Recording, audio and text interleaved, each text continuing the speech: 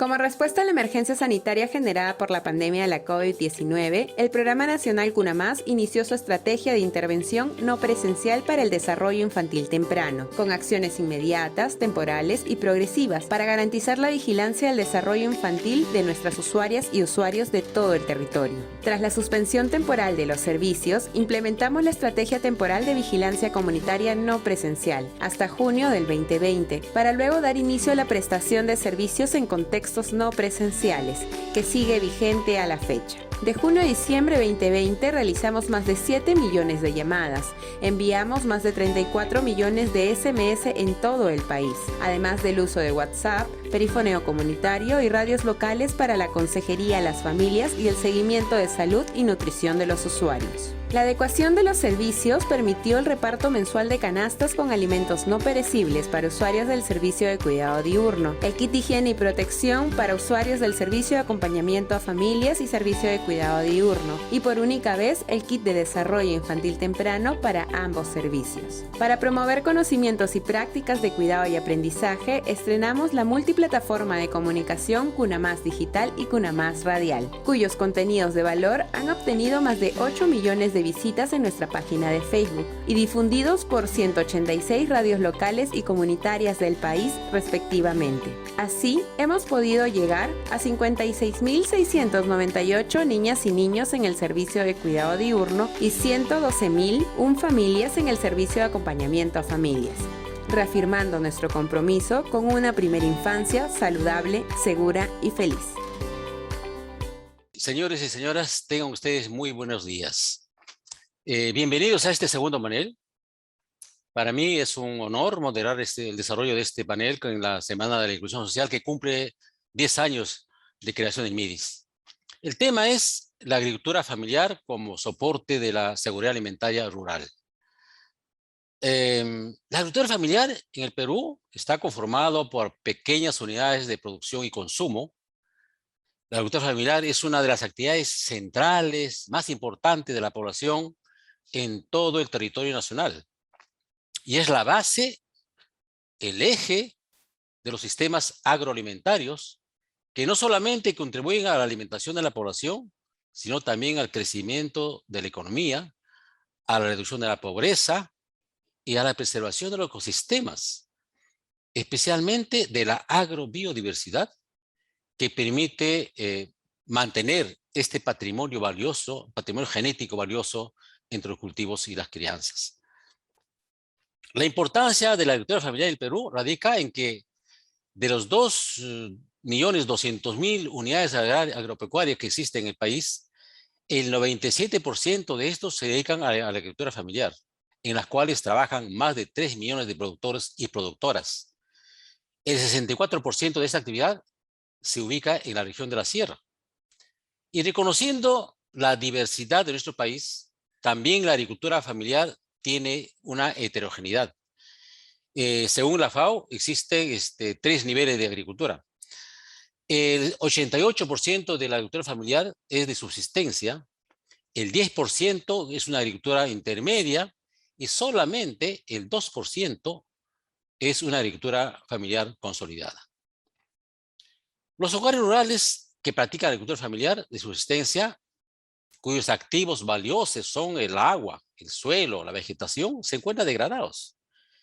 Y además hacen muchos de ellos un uso ineficiente del agua, y esto está exacerbado inclusive por los impactos del cambio climático, todo lo que hace traer un alto riesgo de esta actividad económica. Los agricultores de agricultura familiar tienen además un limitado acceso a los servicios de asistencia técnica, a la extensión rural y a otros servicios rurales, así como un escaso acceso a los servicios públicos en sus viviendas y también a los activos públicos, es decir, la infraestructura, pequeña infraestructura que debe ser el complemento fundamental. Todo lo cual constituye una problemática que últimamente se agudiza con la presencia de la pandemia del COVID-19. Por otra parte, si bien es cierto que existen suficientes evidencias de que los programas de protección social tipo transferencias monetarias son muy útiles y eficaces para aliviar la pobreza en el corto plazo, pero por sí solos no son suficientes para encaminar a los hogares por una senda de seguridad alimentaria, empleo, generación de ingresos sostenibles y autónomos, especialmente los hogares rurales que practican agricultura familiar. Por tanto, queda muy claro la necesidad de potenciar una articulación entre la política social y la política de inclusión productiva. En el caso del MIDIS, a través de FONCODES, se gestiona un programa de desarrollo productivo denominado Haku Iñay, que en quechua significa vamos a crecer. Es un programa de extensión rural campesina que tiene un enfoque, además, un enfoque en el capital humano, que focaliza hogares que practican justamente agricultura familiar de subsistencia en contextos de pobreza y vulnerabilidad, y se orienta a complementar los programas de protección social. En efecto, Haku Iñay busca fortalecer vínculos entre la inclusión productiva y las intervenciones de protección social, explorando sinergias con programas como Juntos, Pensión 65 y Contigo, para aumentar la capacidad de resiliencia de los hogares específicos a través de un modo de intervención más integrado, ¿no es cierto? Y con esfuerzos con actores locales, por ejemplo, gobiernos regionales y gobiernos locales, especialmente en temas de asistencia técnica productiva y también, sobre todo, en el tema de gestión del agua, que es uno de los recursos centrales de la actividad. Bien, esto es una suerte de un preámbulo para entrar a este tema. Ahora, para este panel nos acompañan algunas personas muy vinculadas con el tema, ¿no? Tenemos como una conferencista central a la señora Giovanna Vázquez Luque. Giovanna Vázquez Luque es una socióloga de la Universidad Nacional de San Agustín de Arequipa. Tiene estudios de política social en la Universidad Nacional de San Marcos y también en la Universidad Católica. Giovanna ha trabajado en comunidades campesinas de las zonas altas de Cusco, en temas principales como son mujer rural, seguridad alimentaria y desarrollo rural. Ha desempeñado el cargo también de gerente de la Convención Nacional del Agro Peruano, Conveagro, y actualmente es directora de la Mujer Productora Agraria del Ministerio de Agricultura. Como panelistas tenemos tres personas que también están muy vinculados al tema. Una de ellas es Carolina Trivelli Ávila.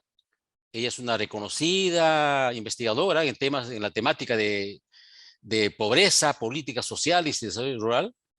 Fue nuestra primera ministra del MIDIS, ¿no? Que ejerció el cargo entre 2011 y 2013. La recordamos con mucho cariño. Además, ella sentó las bases de la política de inclusión y desarrollo social. Y además también fue la que impulsó esta propuesta, esta iniciativa de Haku Iñay, ¿no? Es investigadora del IEP y actualmente es asesora de la FAO regional. También tenemos a Javier Escobar, un reconocido también investigador del grupo de análisis del GRADE en la temática de pobreza y desarrollo rural. También a Javier lo recordamos con mucho cariño porque él realizó la primera evaluación de Haku Iñay integrado o articulado justamente al programa Juntos, ¿no? Y finalmente tenemos al señor Maciste Díaz Abad. Él fue alcalde de Tayacaja primero y luego es un gobernador regional de Huancavelica en 2 oportunidades. Él tiene una amplia experiencia en este tema, en la gestión de intervenciones relacionadas con la agricultura familiar, de manera que será muy, muy útil conocer sus experiencias. Bien, la exposición central estará a cargo de Giovanna, tendrá una duración de 40 minutos. Luego tendremos 2 rondas de comentarios entre los panelistas, cada uno de 5 minutos. Y finalmente, si hay más tiempo, tendremos también algunas preguntas del público. Ahora sí, me toca presentar entonces a la señora Rebeca Giovanna Vázquez Luque. Por favor, Giovanna, tiene usted la palabra por 40 minutos. Gracias. Adelante. Muy bien. Hugo, no sé si se me escucha bien. Sí, ¿Sí? sí. Sí, perfecto, muy bien. Muchísimas gracias. Primero que nada, quisiera agradecer al equipo del Ministerio el podernos permitir compartir con ustedes la presentación del día de hoy. ¿no? Y también presentar el saludo de nuestro ministro Víctor Maita, que ahorita está pues en el proceso en el Congreso, ¿no? Muchísimas gracias, muy honrada también de contar en el panel con dos personas sumamente expertas en el tema, de muchos años también, y adicionalmente con el señor Maciste, que también tiene una experiencia de campo importante. Yo voy a compartir una presentación, entiendo que tengo autorización en el Zoom para hacerlo. ¿Me avisan si es que se ve, por favor? ¿Sí? ¿Se ve la presentación? Hola. Sí, Giovanna, se ve muy bien. Ok, listo, Carolina, gracias. Muy bien, voy a apagar mi cámara también para poder hacerla presente. Voy a tratar de colocarla en pantalla completa. Ok, muy bien. Entonces, ha sido muy retador la nota motivadora para esta presentación, ¿no? Hablaban de la posibilidad de discutir y de colocar algunas ideas sobre el tema de la agricultura familiar como soporte de la seguridad alimentaria rural. Y yo quería comenzar con una precisión que me parece importante ahí, y es mencionar que la agricultura familiar es soporte no solamente de la seguridad alimentaria rural, sino también es soporte en realidad de la seguridad alimentaria de varios sectores de la zona urbana y de la zona rural también, ¿no? El panel que me antecedió mencionaban esta necesidad y esta complejidad en el tema de la afectación a la niñez en el tema alimentario y la forma como los hogares estaban de alguna manera tratando de responder. Yo quiero abordar aquí dos tópicos porque creo que es para lo que va a dar el tiempo y también lo que se ha solicitado en los términos de referencia. Es un poco conversar sobre agricultura familiar en términos de data. Hugo me ha adelantado ya con algunas cifras que son importantes, ¿no? Y luego hablar sobre estas y cuáles son los ejes de esta segunda nueva reforma agraria que de alguna manera estamos planteando desde el sector. Para ello, ya como bien lo había mencionado Hugo, tenemos como fuente de datos el último Cenagro del año 2012, probablemente es un Cenagro que está todavía desfasado de alguna manera en algunos temas, pero que es la fuente oficial con la que contamos. Aún esperamos que el año siguiente podamos tener la posibilidad de tener un nuevo censo agrario que nos permita ver este nuevo escenario rural que estoy segura, después de la pandemia, de una pandemia como el COVID, se ha modificado y ha cambiado, sobre todo si contamos con este fenómeno de presencia de las personas que luego de la pandemia retornaron a sus lugares de origen, ¿no? Entonces, son 2 millones, cerca de 2 millones y un poco más de productores agrarios. Creo que es importante cuando hacemos una presentación también hablar de las mujeres, cuántas de estos productores son mujeres. Creo que es importante hacer esa visibilización también. Estamos viendo que estamos hablando en el caso de mujeres cerca del 30%. Vemos que la región Sierra es la región que presenta la mayor cantidad de unidades productivas de acuerdo al censo. Igualmente quería yo mostrar algo que me parece importante también, y es estas brechas que existen entre productoras y productoras. Creo que esa es una forma en la cual también debemos mirar los territorios rurales hoy, porque creo que no tenemos que tener una mirada neutra de los territorios rurales, sino comenzar a identificar también cuáles son esas brechas que hay entre hombres y mujeres en términos de acceso a crédito, acceso a capacitación, acceso a educación, ¿no? Su pertenencia a una organización como una potencialidad también, y la posibilidad de acceder a determinados recursos, como es el caso del ganado vacuno. Igualmente, considerar uno de los activos más importantes que hay es el manejo de tierra y ver esa diferencia que hay también entre hombres y mujeres en términos de acceso a tierra. Luego, yo quería también colocar otro tema que me parecía importante, ¿no? Y es, aparte de hablar de las personas que están o que forman parte de la agricultura familiar, porque a veces cuando hablamos de agricultura familiar, yo creo que es importante hablar también de quiénes son estos agricultores familiares y también cuál es esta institucionalidad rural en la cual se agrupan, en la cual funcionan estos territorios rurales, ¿no? Y entonces ahí hablamos de una organización importante que desde el sector estamos mirando. De hecho, se ha creado una dirección para trabajar con las comunidades campesinas y nativas y también para trabajar con las mujeres, ahora dirección que por ahora está a mi cargo, ¿no? Entonces creo que es importante ver esta institucionalidad representada de acuerdo al censo de comunidades campesinas del año 2017. Vemos que hay un porcentaje importante de comunidades campesinas que hay que tomar en cuenta también para toda estrategia de desarrollo rural desde mi punto de vista. Y adicionalmente, pienso que es importante también ver cuáles son esos sectores en los cuales estas comunidades se ubican y vemos que muchas de ellas están vinculadas a la actividad agrícola, a la actividad pecuaria como actividad central en los territorios rurales. Adicionalmente, creo que también hay que ver la institucionalidad económica que tienen los territorios rurales y esta está muy vinculada a lo que son las cooperativas agrarias, ¿no? Las cooperativas, ¿no? Y vemos que si logramos vincular aquellas cooperativas agrarias, que son cerca del 20.5%, y las vinculamos con las cooperativas agrarias cafetaleras, estamos acercándonos al número de cooperativas de ahorro y crédito, que es un número importante, ¿no? Recordemos que hace poco también se ha logrado trabajar una ley de cooperativas para promover este modelo asociativo que consideramos es importante para promover el desarrollo económico de los territorios rurales. Entonces, lo que quería con esta primera parte de la presentación era poder colocar y mencionar, cuando hablamos de agricultura familiar en concreto, de qué personas hablamos, en qué contextos se están desarrollando y cuáles son la institucionalidad rural que es importante que se tome en cuenta, ¿no? La pregunta decía, bueno, ¿y cuáles podían ser,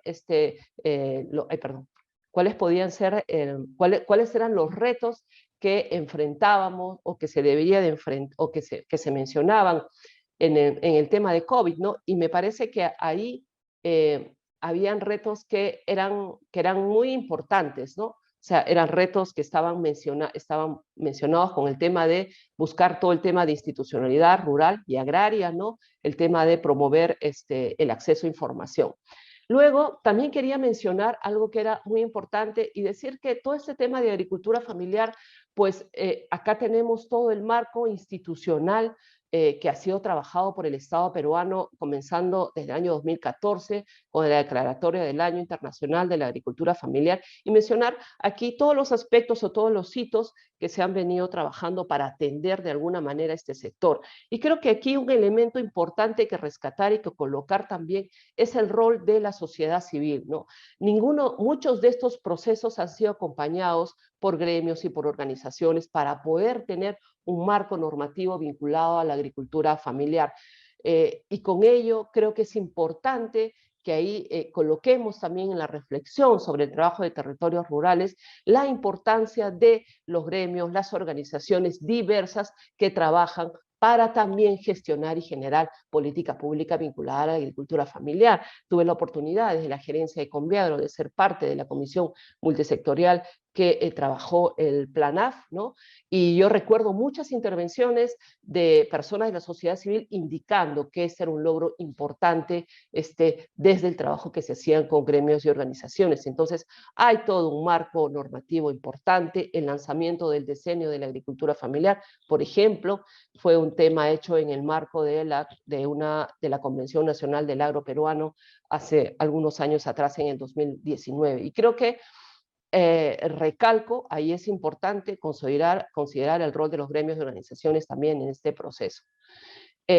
Adicionalmente, creo que otro aspecto que es importante en la discusión sobre agricultura familiar es este tema de tipología. Hugo lo ha adelantado, y el sector ha hecho un esfuerzo importante en alianza con la FAO, con GRADE, para trabajar esa tipología, ¿no? Inicialmente hasta el año 2019-2021 se consideraban esencialmente estas tres variables principales, ¿no? Superficie estandarizada, semilla certificada y tipo de riego, que permitió hacer una clasificación de los tipos de agricultura familiar que había en los territorios, ¿no? Posteriormente, ya para el desarrollo del Plan A, se hizo una mejora en la metodología incorporando todas esas variables que ustedes ven ahí, número de parcelas, número de cultivos, superficie, con títulos inscritos, ¿no? Más o menos cerca de 20 variables fueran introducidas en ese análisis, incluyendo también las características del productor,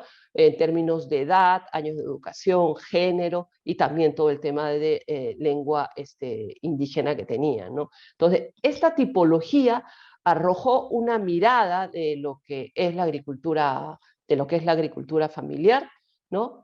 Que es la siguiente, ¿no? Entonces, aquí mencionamos, de acuerdo al Plan AP del 2019-2021, considerando estas tres variables, se hablaba de una agricultura familiar de subsistencia de cerca del 88% de las unidades, ¿no? Cuando se hizo la mejora en la tipología, considerando 20 variables, entonces llegamos a la conclusión de que la agricultura familiar de subsistencia estaba cerca del 68%, teníamos una agricultura familiar intermedia del 20% y una agricultura familiar consolidada del 4%. Esto es ahora lo que hemos logrado avanzar en términos de caracterizar los tipos de agricultura familiar que existen en los territorios rurales. Desde nuestra mirada como sector, validadas en la Comisión Multisectorial de Agricultura Familiar, integrada por actores de la sociedad civil y también por actores del Estado. Entonces, ¿cuáles creo que son los retos mirando este escenario de pandemia que ha afectado en todos los niveles a nivel nacional, ¿no? Y creo que hay que persistir en ese reconocer el aporte a la seguridad alimentaria que tiene este sector de la agricultura familiar, porque creo que es es esencial, porque este reconocimiento de su aporte permite o va a permitir el desarrollo de políticas públicas. Y yo creo que eso ha avanzado mucho, ¿no? Recuerdo mucho, por ejemplo, el proceso, y ha avanzado mucho y ha comenzado inicialmente, por ejemplo, con este vínculo de la agricultura familiar o la agricultura campesina con la gastronomía. Ya en su momento, con Mariano Valderrama, desde Mistura, impulsamos desde otro espacio en ese momento este reconocimiento vinculado a reconocer el trabajo de los productores y el trabajo, el famoso rocoto de oro. Carolina fue alguna invitada en alguna de esas veces que con Mariano premiamos a varios productores, ¿no? En medio de una algarabía para reconocer ese proceso. Creo que ese proceso de cuando lo comenzamos en ese momento, se inició, tiene un aporte, tiene un avance hoy significativo, más en el contexto del COVID. Recordemos que es la agricultura, la actividad que en el marco de la pandemia no ha parado y siguió alimentando a las ciudades, ¿no? Y recuerdo mucho ahí una de las estrategias que se trabajó con el MINAM, bajo el liderazgo de César Sotomayor, en el cual muchas comunidades enviaban comida a sus pares en las ciudades de Lima. Entonces creo que eso es esencial para la construcción de política pública. Igualmente, como ustedes saben, yo he presentado datos del censo 2012, creo que los escenarios rurales han cambiado, entonces creo que es importante y el esfuerzo que vamos a hacer con este padrón del productor va orientado a actualizar esa información considerando ya una diversidad de variables, ¿no? Género, la propia institucionalidad rural, la propia migración y sus impactos, ¿no? Y por qué también todo el tema de institucionalidad rural me parece clave, ¿no? Porque discutíamos, por ejemplo, con los colegas de GRADE en su momento, en el marco de la implementación del Plan AF y de cómo trabajar paquetes de intervención para determinados territorios, porque estábamos impulsando un trabajo del Plan AF con enfoque de desarrollo territorial rural, pero había un elemento que no había sido considerado en el análisis que realizaban los colegas, y era justamente esta organización y esta forma como las personas funcionan y se organizan en los territorios rurales. La inclusión de las mujeres, los jóvenes en las políticas de desarrollo rural. Hoy desde la dirección estamos tratando de impulsar esta inclusión de las mujeres. No es un proceso sencillo, es una labor titánica, considero, al interior del sector, pero también fuera de él. Todo el trabajo de fortalecimiento de esta institucionalidad rural agraria me parece clave, porque creo que la propia normativa y el propio desarrollo que he presentado y estos hitos de cómo se han construido la política pública para agricultura familiar no ha estado exento de la presencia de los actores rurales. Es más, creo que los actores rurales han sido esenciales para la construcción de esa política pública, ¿no? En su momento, por eso desde Conveagro se impulsó este mecanismo, por ejemplo, que ahora existen Agroideas, para fortalecer el trabajo gremial rural, que no es algo que sea una cosa que solamente se deba trabajar en Perú, ¿no? Chile, mediante el INDAP, experiencia que también conocemos, planteaba la posibilidad de fortalecer la institucionalidad rural agraria para debatir y discutir política pública agraria. Yo creo que ese es un aspecto esencial. Soy una convencida de que si no hay instituciones agrarias que representen, llámese gremios, llámese organizaciones gubernamentales, es muy complicado poder armar una agenda de política pública agraria que beneficie al sector. Y finalmente, nuestro gran reto como sector, y creo que es un reto también multisectorial, es la implementación de esta denominada segunda reforma agraria. Hasta ahí esta reflexión desde mi punto de vista de lo importante que es entender a la agricultura familiar, lo importante que es ponerle rostros, lo importante es que es considerar sus instituciones para poder trabajar en el diseño de políticas públicas. Ahora quisiera ocuparme de algo que también me pedían en la presentación, que cuáles eran estos lineamientos que se están trabajando desde el sector para trabajar la segunda reforma agraria, ¿no? Y ahí primero comenzar mencionando el objetivo central resaltado ahí, que justamente el objetivo de esta segunda reforma agraria es poner en el centro de la política pública o de la intervención del sector a la agricultura familiar, ¿no? Con el impacto en más de 2.200.000 hombres y mujeres, con la finalidad de incrementar sus ingresos y competitividad, de brindarles acceso a mercado para poder disminuir los niveles de pobreza. Entonces, esta segunda reforma agraria, tal como ha sido pensada en el sector, está orientada a promover el desarrollo de este sector que hoy nos convoca para conversar.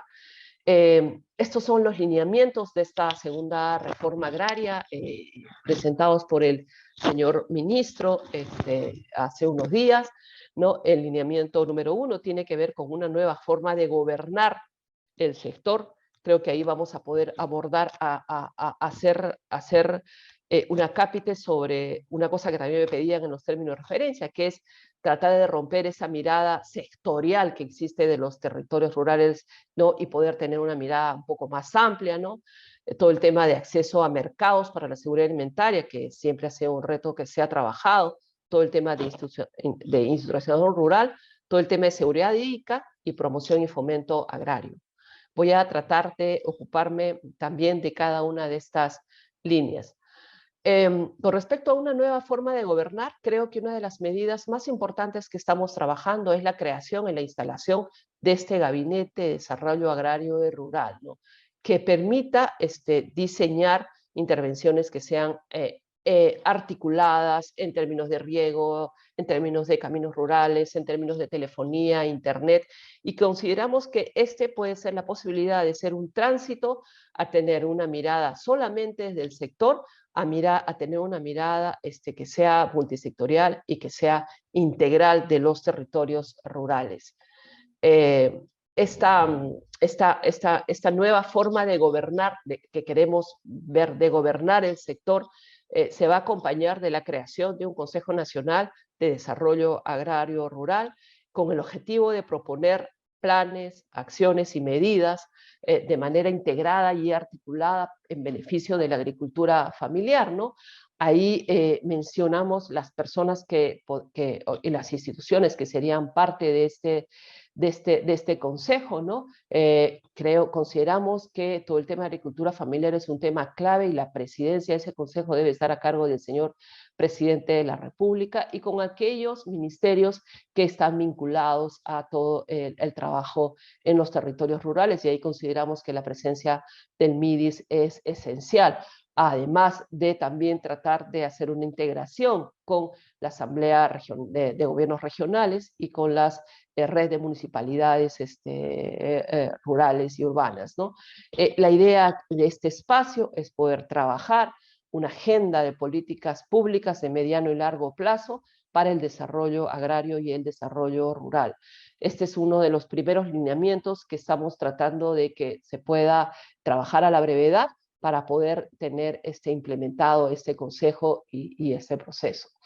En el tema de mercados para la seguridad alimentaria, consideramos que un aspecto importante es este tema de la producción nacional y de la agricultura familiar, porque son quienes nos proveen de alimentos, ¿no? Y ahí estamos tratando de hacer un trabajo de revisión de la franja de precios que permita de alguna manera estabilizar los precios internos y proteger a la población, a la producción nacional, y también revisar otras medidas arancelarias y de compensación. Todos sabemos que en algunos casos para determinado sector de la agricultura los TLCs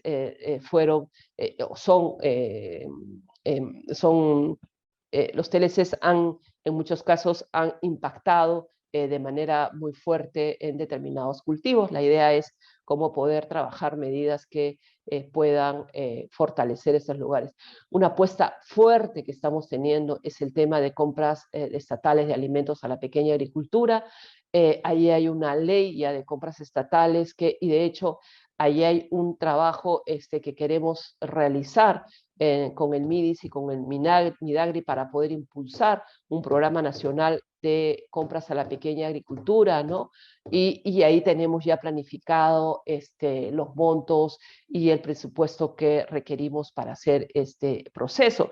Creo que ahí también está ingresando a trabajar con el Ministerio del Ambiente, con la experiencia que tienen de compra a pequeños productores en la biodiversidad, en la zona de Ácora, que han planteado un modelo de compra interesante en el programa Caliwarma para poder hacer que la población de la zona cuente con alimentos locales y producidos en unos casos frescos. También creo que va a haber una posibilidad de trabajo intersectorial en este tema que aborda no solamente al MIDIS y al MIDAGRI, sino con la posibilidad de trabajar también con el Ministerio de Ambiente y esa experiencia concreta que les he mencionado.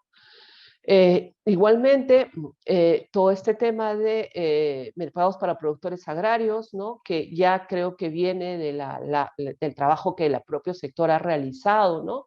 Y que se debe realizar en coordinación con los gobiernos regionales y locales, ¿no? Y que ya también existen experiencias, ¿no?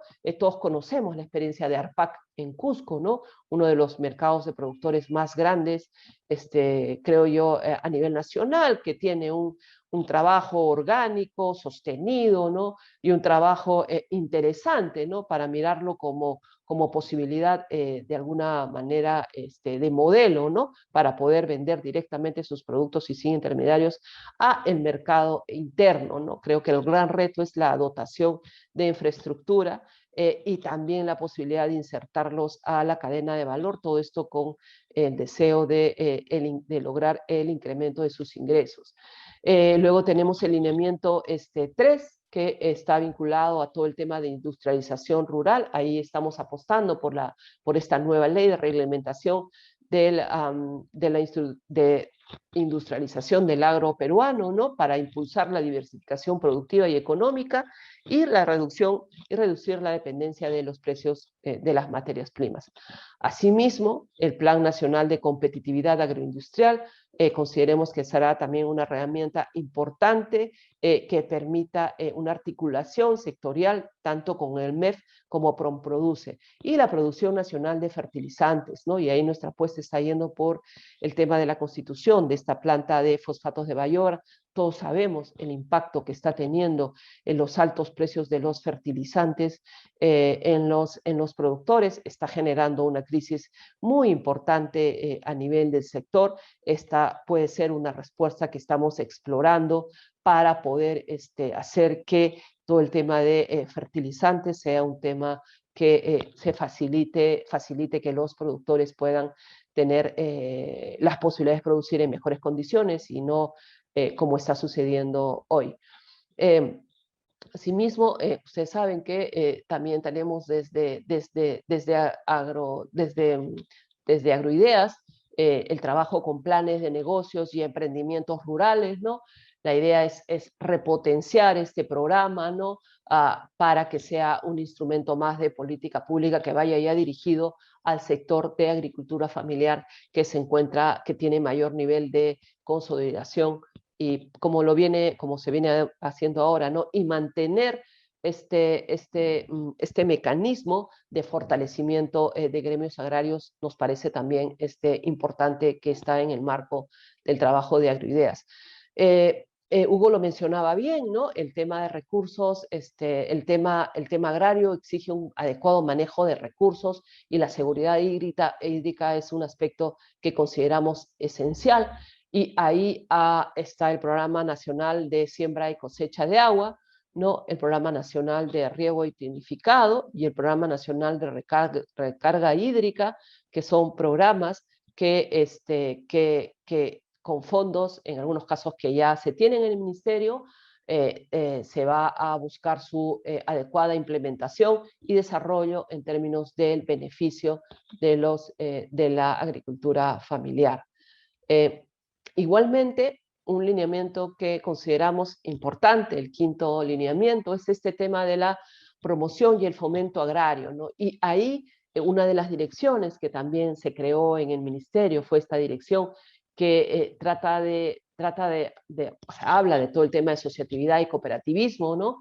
Como les había mencionado, ¿no? Las cooperativas desde nuestro punto de vista son la forma asociativa para los pequeños que tienen mayores niveles de éxito y creo que ahí las experiencias tanto de café como cacao hablan por sí mismas, así como las de banano orgánico en la costa norte también, ¿no? Entonces, ahí queremos trabajar una estrategia nacional para la promoción en la constitución de cooperativas agrarias, de diversidad de cadenas agrícolas, ganaderas y forestales, ¿no?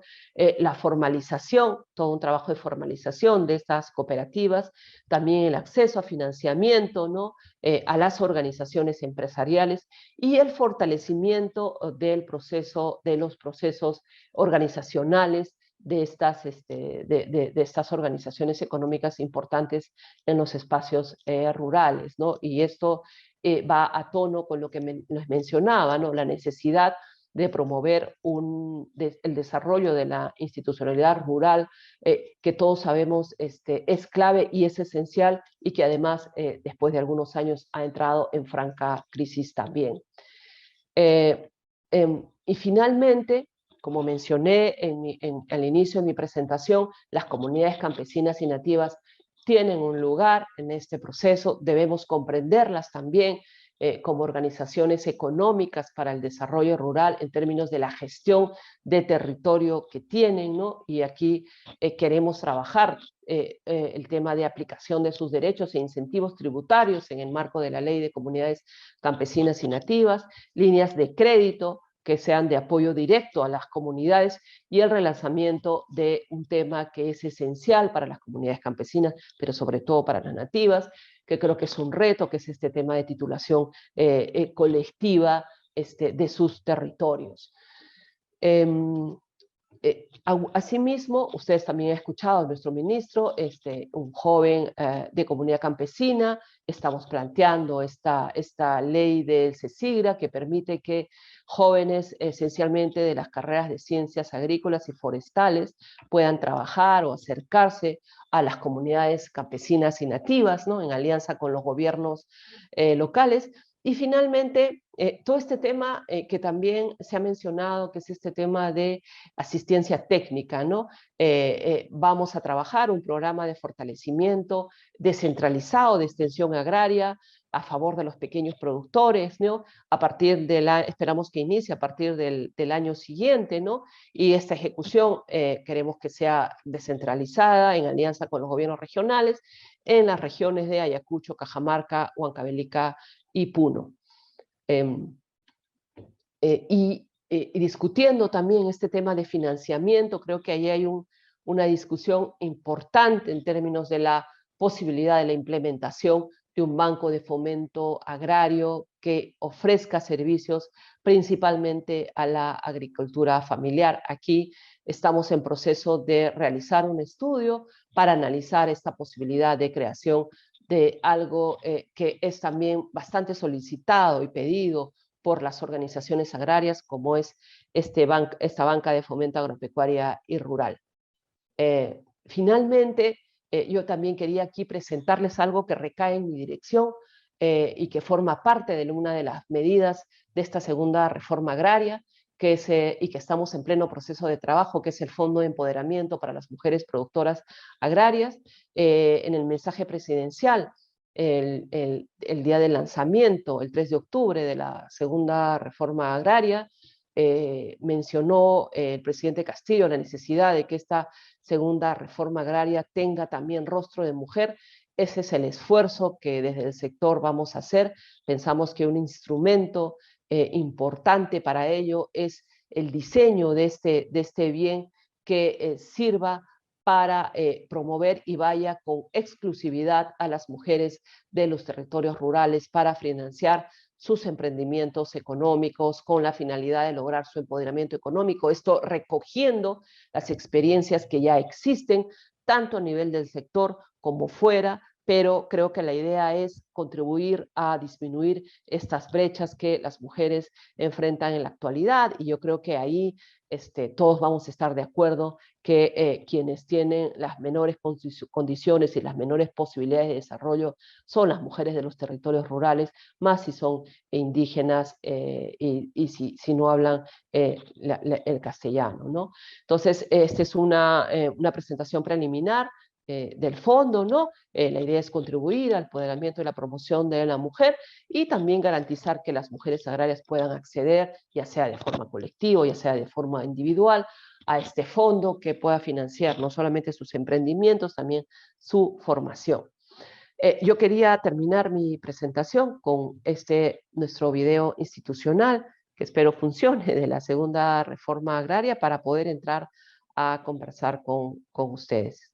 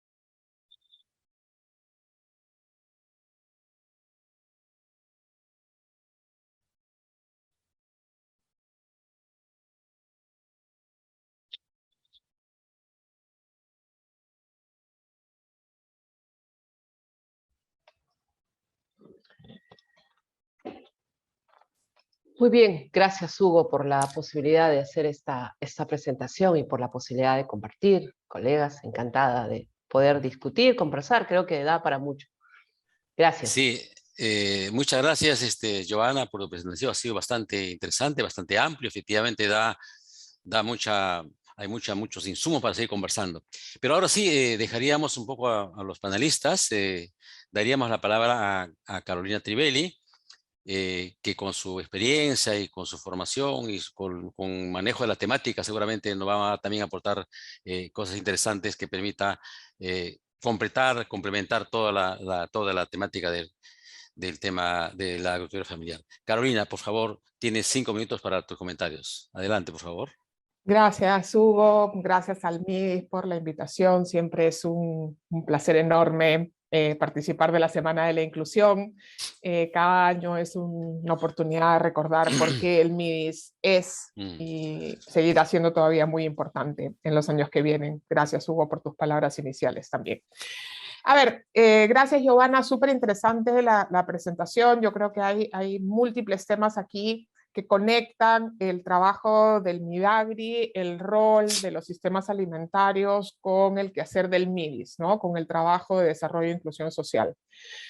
Por supuesto, Giovanna, como representante del Midagri, se ha centrado en el importantísimo rol que juegan los agricultores familiares para producir alimentos que los consumidores sobre todo urbanos, somos un país muy urbanizado, nos llevamos a la mesa cada día, ¿no? Y eso es fundamental. Y creo que resultado de la pandemia y de la puesta en evidencia de la importancia no solamente de nuestra agricultura familiar como proveedora de alimentos, sino de la importancia de los mercados, de las redes de abastecimiento de alimentos, creo que los consumidores urbanos hoy más que nunca tenemos que involucrarnos en que la situación de los agricultores familiares mejore. Giovanna no lo ha mencionado, pero en el Perú casi 1 de cada 2 pobladores rurales está en situación de pobreza, ¿no? Y entonces no es un tema de pedirle a los agricultores familiares, ¿no? De este 68% de agricultores familiares de subsistencia, que tienen que resolver todos sus problemas pronto, porque además los necesitamos para que nos produzcan alimentos, sino involucrarnos en encontrar las soluciones que ellos requieren para que les pueda ir mejor y ellos puedan ser parte de un proceso de desarrollo e inclusión social, pero también para con ello asegurar que los consumidores urbanos tendremos alimentos no solamente en cantidad suficiente y a los precios adecuados, sino en una composición, en una diversidad suficiente, alimentos frescos, nutritivos, etc. 4 temas que quiero mencionar que me parecen claves. Claramente el desafío para el Midagri y para el MIDIS, que trabaja con sobre todo esos agricultores familiares de subsistencia, es un desafío de productividad y acceso a mercados, ¿no? Y tenemos una productividad muy baja en la agricultura familiar y para eso se necesitan, por supuesto, recursos, agua, caminos, ¿no? Personas, por supuesto, dedicadas a la agricultura familiar. Se necesitan servicios, que es lo que Giovanna bien ha presentado en el marco de las propuestas del Midagri, asistencia técnica, crédito, conectividad digital, acceso a información, etcétera. Se necesita organización para permitir a los agricultores acceder de mejor manera a estos servicios, pero también para poder comercializar mejor. Y se necesitan mercados, se necesitan mejores mercados, ¿no? Giovanna mostraba la importancia de estos mercados directamente de productores, ¿no? Que funcionan muy bien, pero que son hechos aislados, ¿no? Lo que necesitamos es trabajar los grandes mercados, ¿no? Los mercados mayoristas, ¿no? Tienen un impacto fundamental en las posibilidades de que haya un mayor retorno a los productores. Y ahí creo que tenemos mucho que hacer y hemos desaprovechado mucho lo que aprendimos durante la pandemia. Mercados más limpios, más transparentes, más seguros, con reglas más claras, ¿no? Se traducen en incentivos básicos para asegurar la productividad y los ingresos de estos agricultores familiares que lo requieren. Un segundo lugar es que no debemos olvidar que este grupo de agricultores familiares de subsistencia, que están en la preocupación del Midagri, pero también sobre todo están en la preocupación del MIDIS, son un grupo extenso y si bien, como Hugo mencionaba, Haku Guñay es una intervención efectiva con impacto, no es suficiente, ¿no? Solo con Haku Guñay esos agricultores familiares no van a salir adelante. Incluso aquellos que les va bien con Haku Guñay necesitan luego poder articularse con otras intervenciones del Estado, idealmente de agrorural, por ejemplo, para seguir mejorando su productividad, para mejorar el acceso a sus recursos, capacitarse, obtener información, acceder a mejores cadenas de suministro y a mejores mercados. Esa transición, esa articulación secuencial, digamos, entre agricultores que ya pasaron por Haku Guñay y todavía no están listos para ser agricultores familiares consolidados, debería ser una preocupación central de la tarea de articulación entre Midagri y Midis. Creo que ahí lo que nos toca es asegurar que haya este piso mínimo para los agricultores familiares que puedan acceder a Haku Guñay, para lo cual todavía Haku Guñay tiene que ampliar su cobertura, tiene que innovar para irse adaptando a los nuevos tiempos. El Haku Guñay que tenemos va a cumplir ya 8 o 9 años de implementación, también hay que darle un poco de innovación. Creo que ese es un segundo tema, el del piso mínimo. El tercero es la articulación. Midis, Midagri tienen una agenda conjunta y más allá de la creación de este consejo más amplio, creo que un trabajo de articulación bilateral, del establecimiento de metas conjuntas, de proyectos conjuntos, es fundamental para que la vida de los agricultores familiares de subsistencia sea mejor. Y para eso, Midis y Midagri son la clave que tienen que trabajar de la mano. Y lo último, en el minutito que me queda, es el aterrizaje territorial, ¿no? Estamos demasiado acostumbrados a generar programas, intervenciones, políticas que funcionan igual para todos los peruanos, en cualquier lugar, no importa dónde vivan. Y lo que claramente sabemos es que el contexto importa, la dotación de infraestructura importa, el clima, la cantidad de agua, afectan la calidad y diversidad de organización social en cada territorio. Es una de las características que tenemos que tomar en cuenta para diseñar las intervenciones que sean efectivas. Y para eso necesitamos intervenciones que sean menos estandarizadas o estandarizadas, pero con mucha flexibilidad, que es una de las grandes lecciones que sacamos de Haku Guñay, ¿no? Un programa estandarizado, pero que ofrece flexibilidad para que haya un aterrizaje territorial que sea pertinente.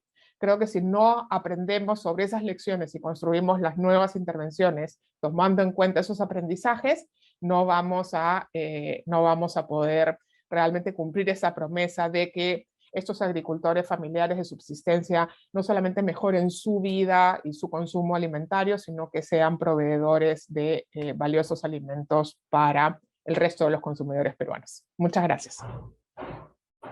Gracias nuevamente.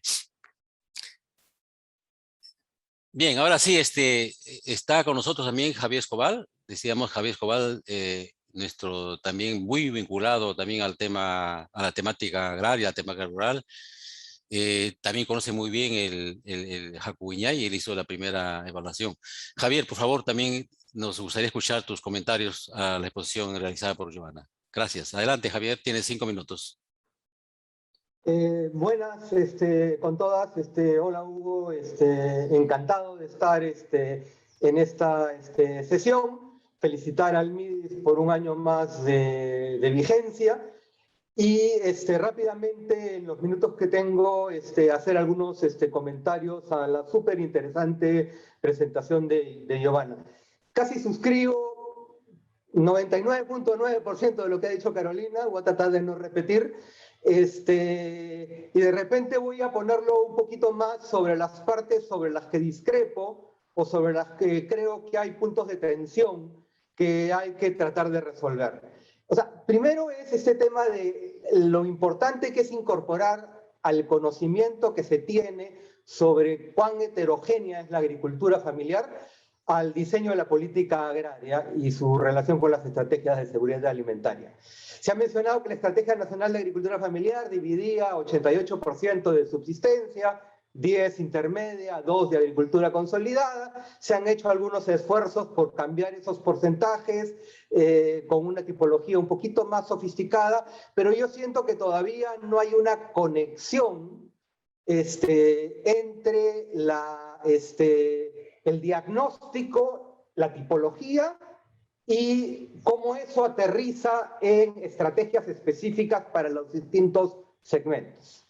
Por ejemplo, una gran parte de la agricultura familiar es compradora neta de alimentos. Es decir, compra alimentos por un valor mayor que lo que vende. Cuando hablamos de seguridad alimentaria, hay más de 1 millón de pequeños agricultores, más del 40-45% de los productores que son considerados agricultura familiar, son compradores netos de alimentos. Entonces, para ellos, que son básicamente productores a tiempo parcial y que no producen una producción suficientemente variada para asegurar una dieta variada, entonces tienen un problema muy fuerte de seguridad alimentaria. La mayor parte producen cereales y tubérculos, importantes fuentes de calorías, pero muy poco de verduras y fuentes de proteína. Entonces, ¿cómo vamos a enfrentar el desarrollo de la agricultura familiar de subsistencia en el segmento que es comprador neto de alimentos? Ese es un segmento que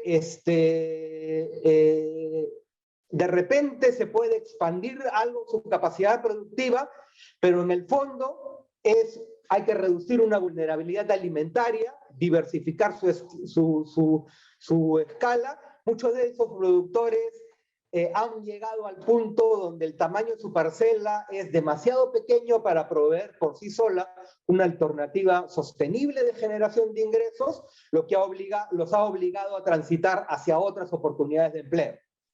La diversificación hacia el empleo salariado, migración, actividades rurales no agropecuarias, son opciones que ellos mismos están buscando. Y necesitamos acompañar esos procesos de tal manera que esas transiciones ocurran de la manera más exitosa posible y asegurar la seguridad alimentaria de ese segmento de 1 millón de agricultores pasa por una estrategia que escapa largamente las prioridades del Ministerio de Agricultura y requiere estas discusiones más intersectoriales. No es que el Estado vaya a definir quién es viable y quién no lo es. Lo que sí debe es ofrecer una gama amplia de programas que ayuden a los pequeños productores en sus estrategias de vidas. Para la agricultura familiar, que sí genera vendedores netos de alimentos, hay mucho por hacer. El financiamiento solamente va a funcionar en la medida que haya seguros. Se está empezando la implementación de un seguro agrícola catastrófico. Es algo bien importante, pero mientras no se consolide el sistema de seguro, bien poco se va a poder avanzar en el mercado financiero. Ahora, incluso en esos agricultores está todo el tema que ha mencionado de articulación, tanto Giovanna como Carolina. Este esquema de Consejo Nacional de Agrario y Desarrollo Rural solamente es un pequeño espacio para la articulación. Creo que hay que repensar los sistemas de incentivos en un escenario de escasez de fondos, el Fondo de Estímulo al Desempeño, el FONIE, otros mecanismos que ahora pueden ser mucho más relevantes porque estamos en la época de vacas flacas. No funcionaron tan bien en el primer escenario, donde los sectores no estaban interesados mucho en articular porque les sobraba plata. Ahora hay un espacio interesante. Pero incentivos económicos y una organización, digamos, fuerte administrativa, de nuevo son solamente partes de la estrategia, donde hay que reducir los costos de transacción para la articulación, donde hay que mejorar los sistemas de rendición de cuentas, tanto de arriba hacia abajo como de abajo hacia arriba, de tal manera que ese despliegue articulado sea importante. Y finalmente, creo que tenemos que empujar al Ministerio de Economía a desarrollar pilotos de articulación con estructuras de gasto que respondan a esa articulación y no solamente quedarnos en las reuniones donde la gente articula, salen de las reuniones y después cada uno sigue con su misma estructura de incentivos y vuelve a hacer exactamente lo mismo. Si vamos realmente a apostar a que estos problemas se tienen que resolver, porque en verdad aprietan el zapato que es relevante para múltiples sectores, requerimos articulación, tener un mejor diagnóstico de los problemas de articulación y cómo resolverlos y desplegar un conjunto de políticas que puedan facilitar esa articulación y aprender de esos sistemas de presupuestales nuevos que fomenten la articulación. Gracias, Hugo. Lo dejo ahí para la primera presentación.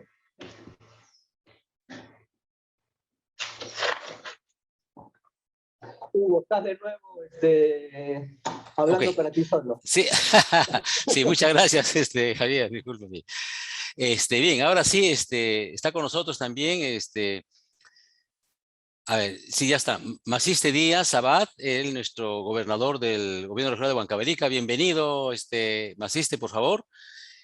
Ahora sí te escuchamos tus comentarios a las posiciones que ha hecho Joana Vázquez. Por favor, Maciste, por favor, tú como gestor de un gobierno regional y digamos en la práctica estás haciendo mucho trabajo en el campo, va a ser muy interesante tus apreciaciones desde el punto de vista práctico. Por favor, tiene 10 minutos, 5 minutos, por favor, Maciste. Adelante, por favor.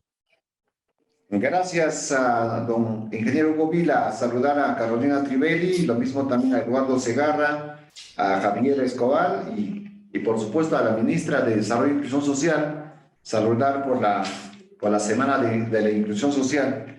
Había, de repente quiero partir de, el título dice, o el panel 2 dice, la agricultura familiar como soporte de la seguridad alimentaria rural. Pero a veces estamos hablando tanto de esto, pero ¿qué estamos haciendo? Yo me acuerdo del el año 99, cuando era alcalde, he creado yo el área de desarrollo rural y promoción empresarial.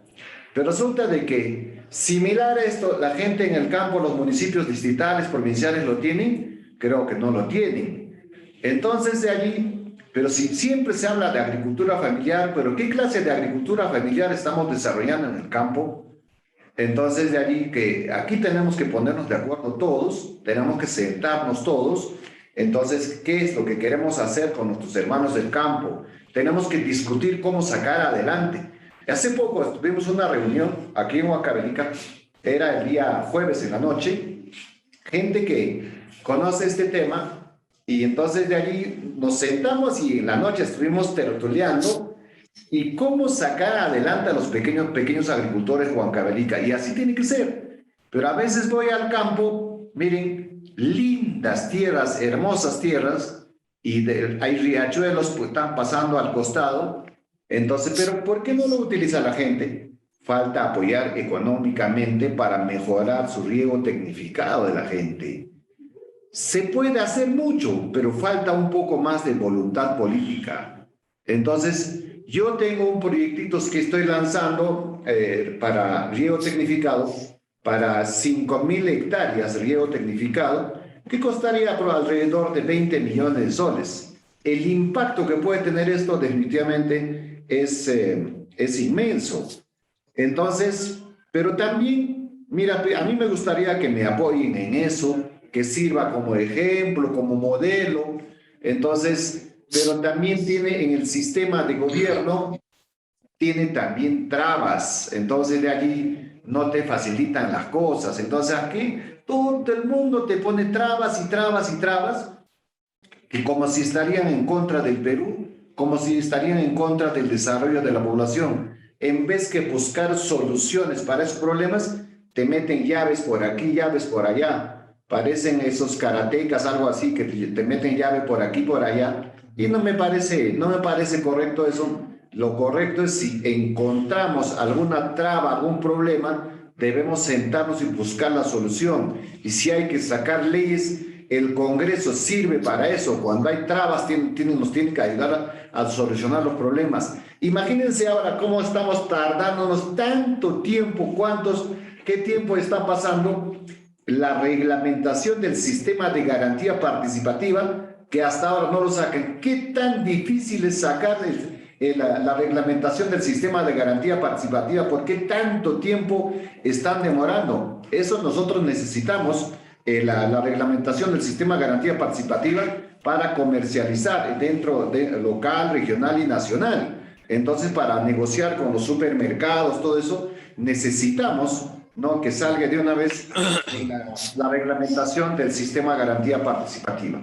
Entonces, también quiero que que me ayuden, pues, ¿no? Lo que estoy lanzando, o lo que estamos trabajando, ya estamos desarrollando, la producción orgánica dentro de la región Huancavelica. Si queremos sacar adelante a la gente de bajos recursos económicos, a los parceleros que tanto lo somos aquí en la sierra, entonces la única salida es la producción orgánica. Pues nosotros no podemos competir con productos convencionales que lo hacen los grandes empresarios. Entonces de ahí también queremos esa ayuda. El Ministerio de Desarrollo e Inclusión Social, ¿cómo vamos a combatir la anemia? ¿Cómo vamos a combatir la desnutrición crónica? Y siempre he dicho también de que cuando yo me acuerdo en el periodo anterior, bajamos tanto por ciento de anemia y en un año, y al siguiente año creo que igual o más subió. Entonces así se hace en los municipios también, aleatoriamente hacen algo pero resulta de que lo que hemos hecho nosotros como gobierno regional, lo que han hecho los municipios como gobiernos locales, tanto distritales y provinciales, no tiene sostenibilidad esos proyectos, esas propuestas. Entonces, ¿cómo hacemos más sostenible el combate a la desnutrición crónica y la anemia? Es con la alimentación, con la seguridad alimentaria. Ahí tenemos que trabajar y para eso necesitamos mejorar, ¿no?, sistemas de riego y, por supuesto, dar asistencia permanente a nuestros hermanos del campo. Más bien, gracias por permitirme hablar en este espacio de Huancavelica y, por supuesto, de los pequeños productores de nuestro país. Bien, muchas gracias, Machiste, por tu información, por tus comentarios. Ahora sí, pasaríamos a una segunda ronda, pero para esta segunda ronda yo quisiera un poco centrar algunas preguntas que nos permita un poco dirigir las intervenciones. Yo creo que existe actualmente un problema central de desarrollo agrario y rural, y un poquito con los comentarios que estamos escuchando también, y es que tenemos una visión sectorial de las intervenciones públicas. Y allí yo siempre señalo al MEF, ¿no?, por esa intervención demasiado sectorial. Y entonces la pregunta es, ¿cuáles serían los mecanismos más efectivos para fortalecer una gestión articulada y de coordinación intersectorial e intergubernamental, lo que está reclamando Machiste justamente, que tenga un enfoque territorial para apoyar la agricultura familiar y los sistemas agroalimentarios? Porque de eso se trata. De manera que creo que el territorio es fundamental, pero tenemos, como decía también hay varios problemas y varias restricciones, limitaciones, pero creo que un tema central es, yo siempre lo noto a cada día, es la visión sectorial. ¿Cómo cambiamos la visión sectorial? ¿Cómo cambiamos todos los mecanismos y las formas de trabajar? ¿Cuáles son esos mecanismos más efectivos para fortalecer esta gestión articulada, como digo, para tener un desarrollo territorial más práctico, más aplicativo? Por favor, sus comentarios en ese sentido. Deberíamos también, por supuesto, a nuestra expositora Giovanna, y luego a los otros panelistas. Adelante, Giovanna, por favor. Gracias, Hugo. Yo no quería me parece interesante lo que tú dices. Creo que Javier ha respondido a tu pregunta ya anticipadamente, ¿no? Yo quería sí resaltar lo que tanto Carolina como Javier han planteado en términos de ideas y me parece muy interesante. Sí creo que hay un reto grande y es un reto conjunto y es este reto por una articulación MIDIS, MIDAGRI, ¿no? Y creo que Javier lanza bien ahí el tema de involucrar al MEF para poder tener pilotos de trabajo de manera conjunta en base a ejecución conjunta también, ¿no? Yo creo que esa es para responderte, Hugo, una idea exploratoria que sería bueno realmente analizar, ¿no? Porque sí creo que hay que, desde mi propio sector, romper esa visión sectorial que es sumamente segmentada, pero que tampoco no obedece a la realidad, ¿no? La realidad es que hay territorios rurales concretos, ¿no? Y no hay segmentos de territorios, ¿no? Entonces creo que ese es un gran reto como Estado, poder lograr eso en términos de funciones, digamos, de proyectos que sean concretos, porque si no, es mucho el discurso, pero es muy poca la acción. Entonces creo que eso es importante, ¿no? Quería resaltar también lo que Carolina menciona en términos de esto que sí es clave, ¿no? Que es todo el tema de aterrizaje territorial.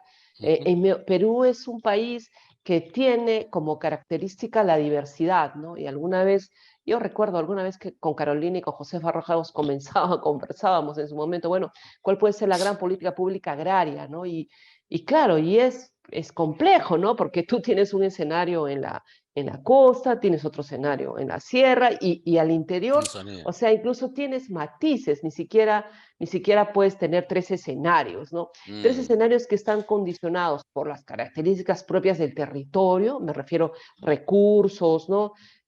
Acceso a diferentes productos, pero también está condicionada, y por lo que yo insisto y considero que no hay que perder punto de vista, que es qué tipo de organización o qué tipo de institucionalidad rural se mueve en ese espacio, ¿no? O sea, creo que ese es clave, ¿no? Poder tener esta mirada y construir en base a eso bienes y servicios que puedan tener una atención importante. Rescatar lo de Javier también en términos de cuáles son las opciones que ofrecemos como Estado a esta diversidad de productores que hay.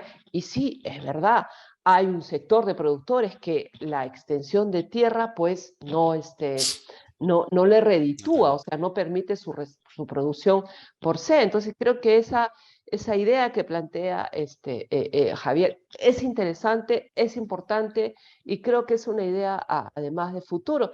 Y pienso por eso que una de las cosas que tenemos que hacer, ¿no? O sea, más después de la pandemia, es cómo tenemos una relectura de los territorios rurales, porque si a esto que estamos conversando le añadimos el tema del retorno de muchas gentes a sus territorios, que yo ahorita no tengo la certeza si han regresado a las ciudades o no, o si siguen ahí, ¿no? Que sí es un enorme reto para la seguridad alimentaria, lo fue en el marco de la pandemia también, ¿no? Entonces, creo que sí, ahí hay un reto importante, y creo que ese reto, si bien es cierto, se tiene que hacer como sector o de manera intersectorial, también es importante involucrar a las organizaciones de sociedad civil, porque finalmente es un capital que el Estado también debe de alguna manera tener en cuenta para poder trabajar. Eso, Hugo, gracias. Muchas gracias, Giovanna. Bien, igualmente pedimos a Carolina, por favor, sus comentarios. Gracias, Hugo. A ver, dos cosas muy cortitas. Lo primero es, está claro, como decía Javier y como ahora ha recordado Giovanna, que necesitamos poner en práctica nuevos mecanismos de articulación, mecanismos efectivos, ¿no? No solamente el compromiso de los ministros, sino ese procedimiento que permite sumar esfuerzos, hacer un trabajo en un proyecto concreto, conjunto, por más de un sector, poner junto financiamiento, apostar por el mismo objetivo. Eso sin duda hay que hacerlo. Y como bien decía Maciste, a quien como siempre es un gusto escuchar, hay que hacer un montón de cosas a la vez, ¿no? Involucrar al gobierno local, al gobierno regional, a los distintos sectores, a las organizaciones, pero hay que comenzar por algo. Y yo creo que lo que ya sabemos que sí funciona es cuando vamos de a poquitos, ¿no? Y creo que una primera alianza, Midagri-Midis, tiene un enorme potencial. Por supuesto, si no articulan con el gobierno regional, imposible que aterricen en el territorio. Entonces yo partiría por una cosa muy sencilla. Por supuesto, involucrar al MEF para los temas más presupuestales, más grandes, pero hacer una alianza concreta, Midis-Midagri, con gobernadores regionales para intervenciones en sus territorios. No para todos los agricultores familiares de su región. Seguro eso va a ser muy difícil porque son heterogéneos, porque hay distintas características en los lugares, pero tomar una cadena productiva, una zona, un tipo de problemática y enfrentarlo juntos. Gobierno regional, Midis, Midagri, estoy segura que eso nos puede dar justamente las pistas y las luces para cómo hacerlo, para cómo construir esos mecanismos que después puedan replicarse en otro contexto, en otro gobierno regional, en otra circunstancia. Y lo segundo que quería decir es, aquí también hay que identificar actores del sector privado que nos puedan ayudar, ¿no? Hay mucha parte de la cadena logística asociada a la agricultura que es muy informal y eso es un problema para las coordinaciones, pero existen y son los actores que están en terreno y hay que sumar con ellos. Hay mucha información en manos de estos actores privados y hay un componente fundamental que Javier lo mencionaba. Muchos agricultores que no tienen suficiente tierra necesitan acudir a los mercados laborales rurales, ¿no? No van a ser conductores en todo su tiempo, pero tienen que vender su mano de obra. Bueno, ¿cómo entendemos mejor las dinámicas que hay en estos mercados laborales para ver cómo se puede contribuir a que estas dinámicas sean más alineadas con los principios del desarrollo y la inclusión social? El sector privado no es otro mundo, es parte del mundo con el cual los agricultores familiares, con el cual los sistemas alimentarios se desarrollan. Y si bien conocemos poco y son muy informales, necesitamos asegurar que ellos sean parte de la solución y no pensar que el Estado va a resolver todos los servicios que necesitan los agricultores familiares, porque claramente no va a tener capacidad de hacerlo. Hay que involucrar a los privados, sean organizaciones, sean empresas, sean comerciantes, proveedores de servicios, etcétera, en esta ecuación, porque sin ellos no vamos a poder avanzar. Gracias, Hugo. Muchas gracias también, Carolina. Bien, ahora sí, también le damos la palabra a Javier, por favor. Sí, Hugo. De acuerdo con lo que se ha mencionado en la parte de articulación, solo añadiría que lo que es sumamente importante es que haya un sistema que permita la sistematización de esas experiencias y un proceso de retroalimentación. Porque al final esto se tiene que incorporar a los sistemas presupuestales de tal manera que se conviertan en programas multisectoriales. Y eso obliga al Ministerio de Economía a repensar. Algo se ha avanzado cuando se trabajó el proyecto articulado nutricional. Como ese ejemplo, hay que desarrollar para casos concretos, territorios concretos, discusiones de articulación y cómo incorporar sistemas de aprendizaje. Nosotros presentamos como GRADE un piloto hace varios presidentes, hubo un cambio presidencial que paró esa estrategia, pero creo que sería importante retomar ese proceso de aprendizaje. Yo quería mencionar dos temas rápidamente vinculados a la agricultura familiar y a las políticas en curso, que creo que son centrales. Uno es esta idea de insistir en la solución de que apoyar a la agricultura familiar pasa por una mayor protección en frontera vía franjas de precios. Yo creo que no tiene sentido repetir el mismo error y esperar que esta vez funcione. Hay muchísima evidencia pública que muestra que el aumento de los costos de importación de alimentos sí se traducen en mayores precios a los consumidores, agravando los problemas de seguridad alimentaria de quienes son compradores netos de alimentos, incluyendo a los pobladores urbanos, pero no se traduce en mayores precios para la pequeña agricultura o la agricultura comercial. En un contexto donde los precios internacionales de alimentos están históricamente en niveles altísimos, el problema de la agricultura familiar es de productividad y de competitividad entre aquellos que son vendedores netos de alimentos. Quienes están en la economía de subsistencia y son compradores netos de alimentos, es indispensable diversificar su producción para el autoconsumo, fortalecer sus fuentes de generación de ingresos, como parte de su estrategia de salida de la pobreza.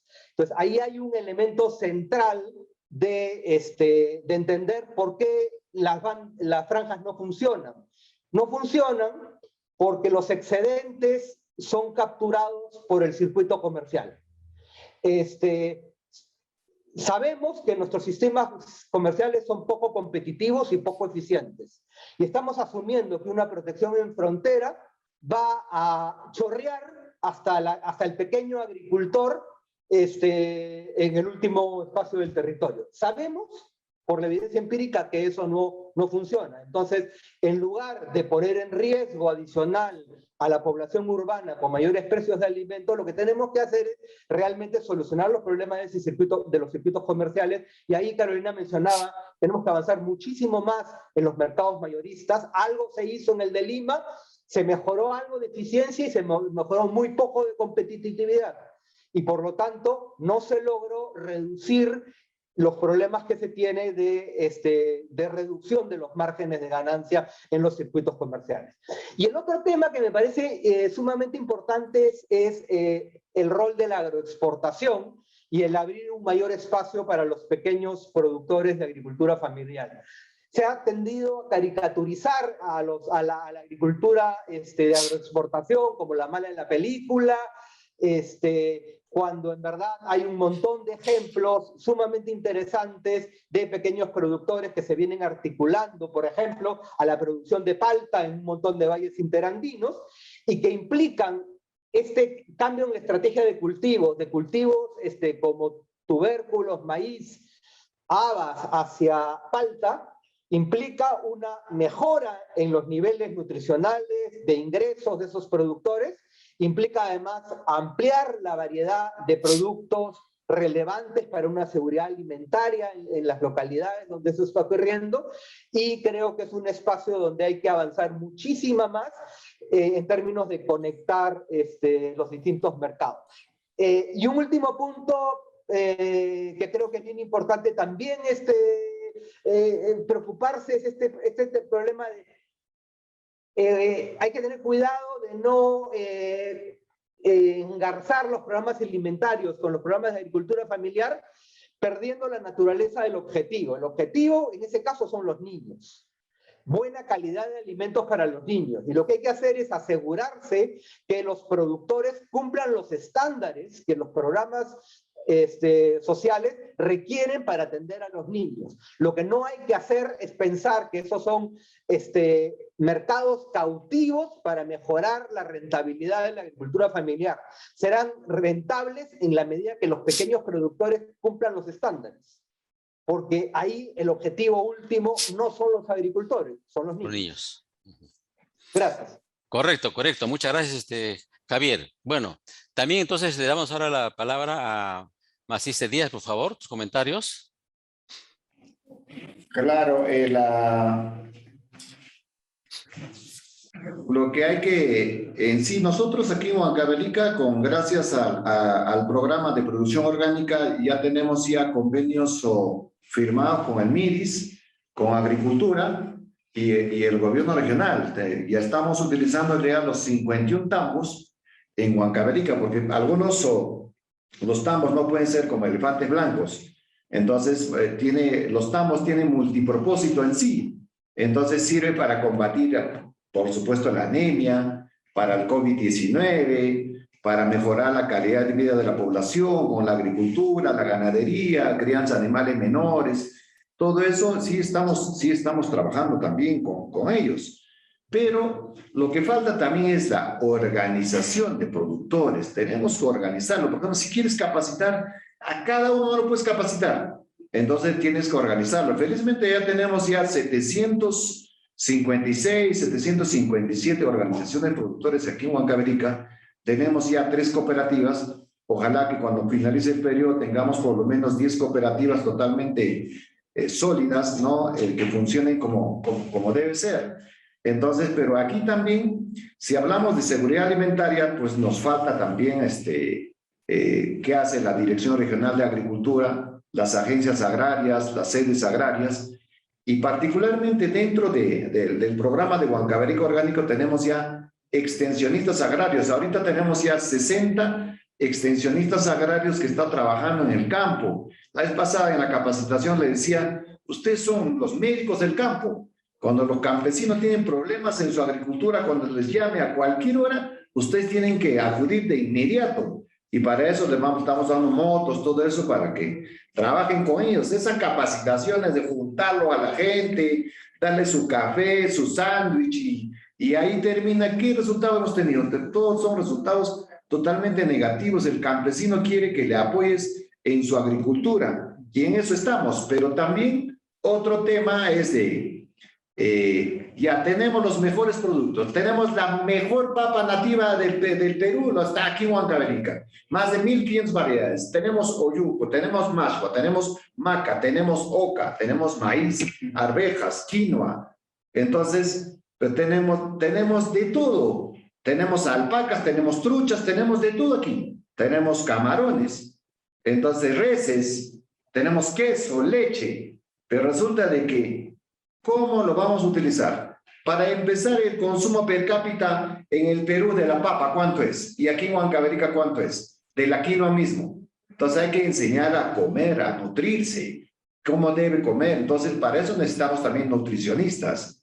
Entonces, si hablamos de agricultura familiar y seguridad alimentaria, entonces hay que hacer eso. Y también tenemos un programita pequeño, ojalá que sirva, ¿no? Que es Turismo PAR, turismo de base comunitaria y recuperación del patrimonio alimentario regional. Estamos trabajando también eso.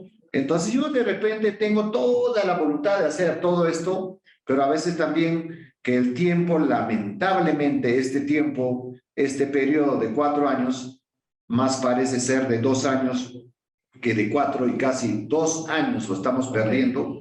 Hubiese hecho de repente un poco más de todo esto, pero yo tampoco, discúlpame, pero no me arrugo, no me chupo y simplemente voy para adelante. Entonces de allí estamos aquí poniendo todos los esfuerzos. Entonces yo y los profesionales, trabajadores del gobierno regional, entonces esto en el poco tiempo que nos falta para que termine mi periodo, lo vamos a consolidar y para eso necesito de hecho que el apoyo de los diferentes sectores y aquí, aparte del MIDIS y agricultura, también necesitamos el apoyo decidido del Ministerio de la Producción para la transformación, ¿no? de los productos, necesitamos eso. Entonces nuestros campesinos que produzcan para alimentarse y que produzcan para vender también. Pero aquí hay el MIDIS, agricultura, producción, el Ministerio de Comercio Exterior también para lo que producimos, nosotros podemos exportar. Pero también hay mucha gente que nos hace asustar, tienes que producir en grandes cantidades para exportar. Pero resulta de que hablaban productos boutique y creo que casi todo lo que producimos en Huancavelica y en la sierra son productos especiales, productos orgánicos, son productos boutique y para eso si hay mercado. ¿Para qué están nuestros agregados comerciales? ¿Para qué están los representantes de las OSEX en diferentes partes del mundo? Entonces aquí hay que hacerlo trabajar, incluido el Ministerio de Relaciones Exteriores con las embajadas. Tenemos que activar todo a nivel mundial. El país es tan rico y tan hermoso. Entonces yo creo que si hay un poquito más de voluntad y decisión política, fácilmente podemos sacar adelante a nuestra gente. Muchas gracias por haberme escuchado. Bien, muchas gracias, Machiste, por tu intervención. Brillante, excelente. Creo él está en campo y justamente el campo sabe la realidad, ese es el conocimiento, de ahí debe salir todas digamos, las propuestas territoriales. No, finalmente yo quisiera una intervención final de ustedes un poco vinculado con la mujer, ¿no? Sabemos que, por ejemplo, los programas de protección social, transferencias monetarias, generalmente son mujeres. Y entonces, pero también las mujeres son unos actores fundamentales en la agricultura familiar. Las mujeres son una fuerza importante, eso ya lo dijo Giovanna. Entonces, ¿cómo haríamos, cuál sería esa estrategia de articular esto del empoderamiento a la mujer campesina? ¿No es cierto? El fondo que ella está hablando en la segunda reforma agraria habla del fondo, el fondo de apoyo al desarrollo de la mujer rural. ¿Cómo tendría esa vinculación? ¿Cómo se haría? ¿Cómo están pensando hacer que estas mujeres que también reciben protección social, cómo sería ese proceso de articulación con ellas? ¿Hay alguna forma? Bueno, ya hay unas ideas, pero ¿cómo llevaremos a la práctica esa necesidad, esa posibilidad de justamente conectar a estas mujeres que reciben protección social, conectar este fondo de desarrollo de la mujer rural? ¿Cómo están más o menos pensados para un poco ver en ese rol también cómo en caso de MIDIS lo toma en cuenta y nosotros como Jacuña también cómo podríamos acceder a esos fondos? ¿Podríamos darnos un poco más de información sobre eso, Giovanna, por favor? Hola Hugo, mira, nosotros estamos en pleno proceso de diseño del producto, Ajá. entonces ahí ya no te puedo dar información, pero me parece importante lo que has dicho tú, ¿no? Y de hecho desde la dirección que está ahora a mi cargo, es importante. Creo que vale la pena primero resaltar, y ha sido un tema que he traído de otros espacios también, lo que has dicho tú, ¿no? Creo que es importante que tengamos en cuenta que por lo menos, si es que no es más, yo lo dudo, el 30% de quienes producen nuestros alimentos son mujeres productoras, ¿no? Entonces creo que el gran reto del sector ahora, del sector agricultura, es ver cómo las necesidades, ¿no? Y cómo de las mujeres, que son distintas a las de los valores, pueden incorporarse en este proceso, ¿no? Entonces una de las medidas que hemos visto, y ya lo ha dicho, una de las brechas importantes que hay es el tema de acceso a financiamiento, ¿no? Y creo que hay experiencias también, ¿no? Con las cuales se puede contar, con las cuales se puede trabajar, pero eso es una de las apuestas que tenemos, no la única, ¿no? Pero creo que la apuesta mayor es cómo, no solamente con el tema del fondo, ¿no? Porque es una medida concreta, ¿no? Sino en las otras medidas y lineamientos que he presentado, las mujeres son consideradas como tales, en industrialización, en todo el tema de asociatividad. Entonces creo que en todos los aspectos que he logrado, eso es un poco lo que queremos lograr, mejor dicho, desde esta dirección. Creo también, Hugo, que el tema de mujeres ha avanzado con el tiempo, ¿no? Hace unos años atrás no se hablaba mucho de esta actoría de las mujeres rurales. Hoy sí, ¿no? Hoy hay una ley de mujer rural e indígena que además habla de interés nacional, este fondo. Hoy hay una dirección en un ministerio que está caracterizado esencialmente, y ahí yo no estoy diciendo nada, que ninguna infidencia, basta mirar las fotos que nos están en los espacios de toma de decisión, no hay mujeres. Entonces creo que hay un reto importante del sector de abrir realmente una línea de trabajo con mujeres rurales, más aún si tomamos en cuenta el incremento de la presencia de mujeres en los territorios rurales, y ahí basta una comparativa, censo del año 94, censo del año 2012, ¿no? Y a la vez tratar de entender también esa diversidad que se plantea que hay entre las mujeres, ¿no? Porque una cosa es enfrentar una chacra siendo una mujer con pareja, porque ayuda a llevar, y otra cosa es enfrentar una chacra siendo una mujer sola, ¿no? Y yo creo que, Hugo, tú debes haber visto en el campo mucho esfuerzo de mujeres que muchas veces, debido al tema migratorio, enfrentan el liderazgo de su parcela, de la familia, de sus hijos solo, ¿no? Y creo que ahí hay que hilar muy fino también para pensar en medidas concretas que las beneficien. Por ejemplo, todo el tema del sistema de cuidados, ¿no? El sistema de cuidados es factible en una zona rural, sí o no. ¿Cómo? Porque tenemos que plantear que las mujeres rurales también tienen todo un trabajo reproductivo que cargan. ¿Cómo les podemos pedir que sean lideresas productivas, lideresas sociales, cuando tienen también toda una recarga importante en un sector en donde todos los estereotipos de género en algunas zonas se mantiene ahí presente? Pero creo que eso ya de alguna manera está evolucionando, y la apuesta que tenemos como sector, como muy bien lo ha dicho el presidente Castillo, es darle a esta segunda reforma agraria también un rostro de mujer. Gracias, Hugo. Muchas gracias, Giovanna. No sé si alguien más quiere opinar sobre lo manifestado por Giovanna sobre el tema de la mujer. No sé si Carolina, por ejemplo. Ya que me voluntarias, solo diría dos cosas. Yo creo que hemos aprendido cosas sumamente interesantes en estos años de Haku Wiñay sobre los intereses, las capacidades y el potencial de las mujeres como emprendedoras, como conductoras, como innovadoras en el mundo rural. Creo que habría que hacer un esfuerzo de poner eso en valor, ¿no? Es decir, sistematizar lo que sabemos y darle eso como insumos a Midagri para que este fondo no comience a experimentar de cero, sino que más bien construya sobre las lecciones que hemos aprendido en estos años de Haku Wiñay, número uno. Y número dos, las mujeres solas no van a salir adelante. Necesitan de tener redes para organizar el cuidado, redes para capacitarse, redes para tener a quien preguntar, ¿no? Cuando no saben algo, redes de confianza. Y creo, Giovanna, que tan importante como darles recursos financieros es conectarlas entre sí, con otras mujeres, con otros actores del sector productivo. Yo creo que lo que hemos visto en los trabajos sobre inclusión financiera de mujeres rurales de bajos ingresos da cuenta de que las mujeres, cuando encuentran un servicio que les sirve, aprenden, lo usan, se empoderan, ¿no? Y salen adelante. Pero hay cosas que sabemos que necesitan. Tener a alguien a quien preguntar, que les dé confianza. Poder avanzar a su ritmo. No esperar que dejen de hacer todas sus actividades porque tienen la oportunidad de hacer una actividad productiva, sino esta actividad más complementaria de portafolio.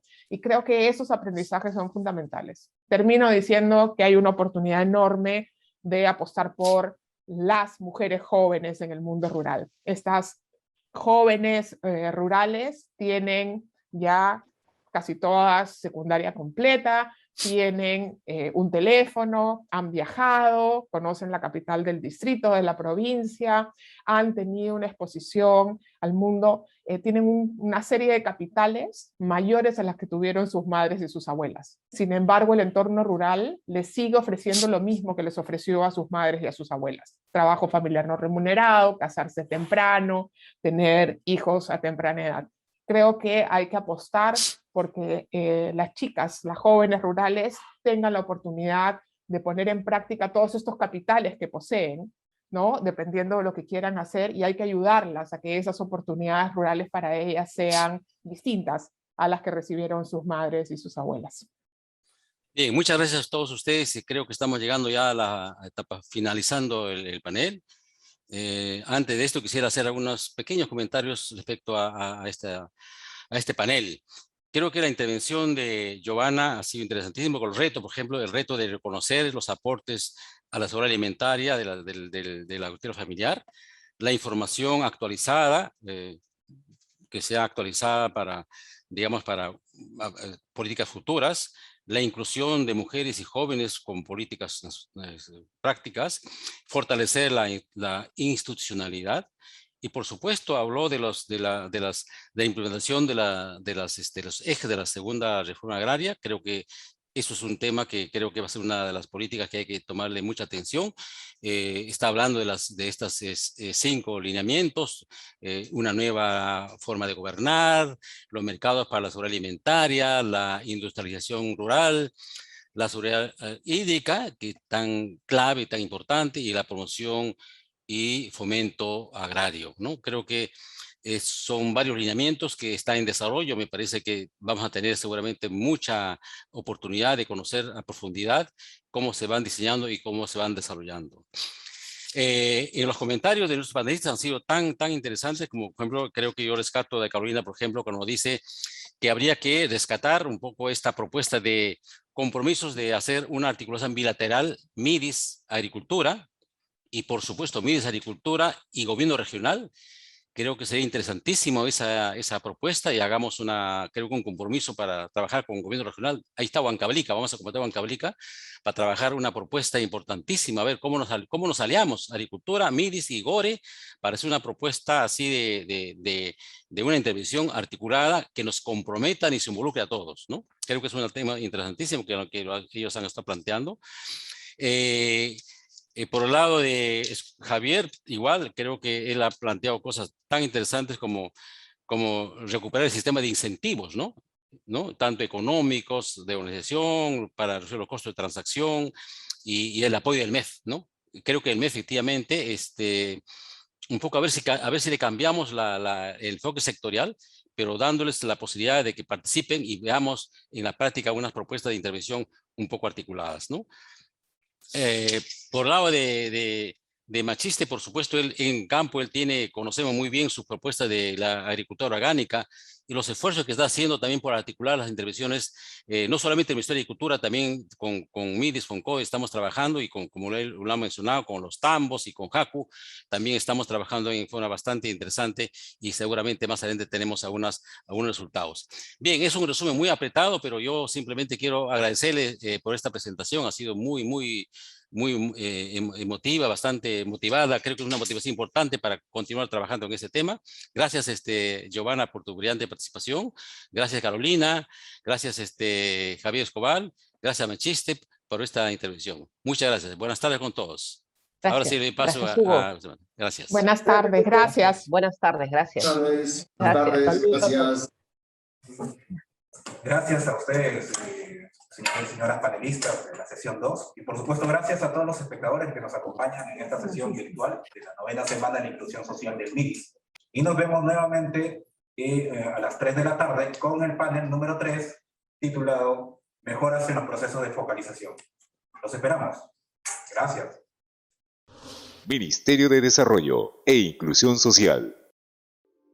Bicentenario del Perú, 2021. Gobierno del Perú.